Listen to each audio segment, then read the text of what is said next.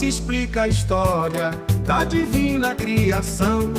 Deus havia perdido a memória e junto com ela a razão.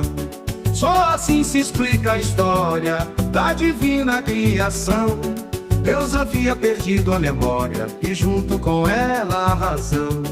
Agora ele procura o projeto de toda a sua criação, para excluir o que não deu certo e causou tanta confusão.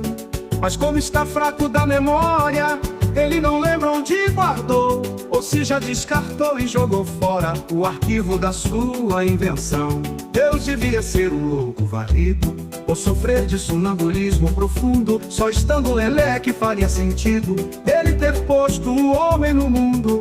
No raríssimo instante de lucidez, a mulher foi o que ele fez, de mais belo e de mais perfeito, para ser a nossa companheira.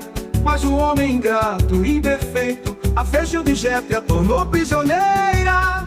Resumindo, Deus bebeu uma semana inteira, 7 dias e 7 noites sem parar. Depois se arrependeu da besteira de quando resolveu nos criar.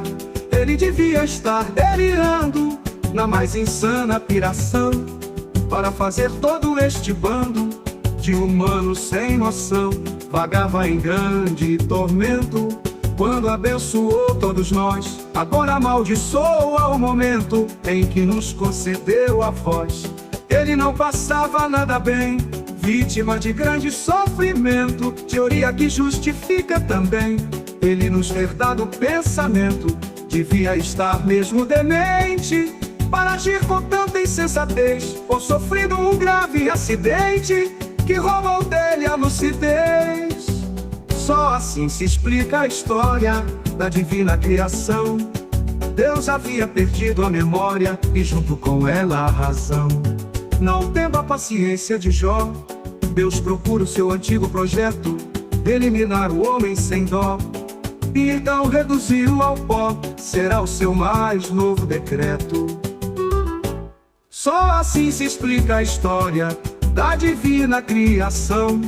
Deus havia perdido a memória e junto com ela a razão. Só assim se explica a história da divina criação. Deus havia perdido a memória e junto com ela a razão.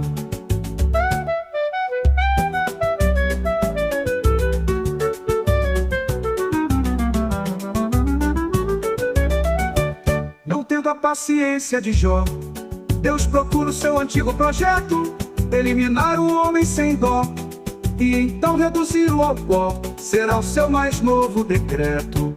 Só assim se explica a história da divina criação. Deus havia perdido a memória e junto com ela a razão.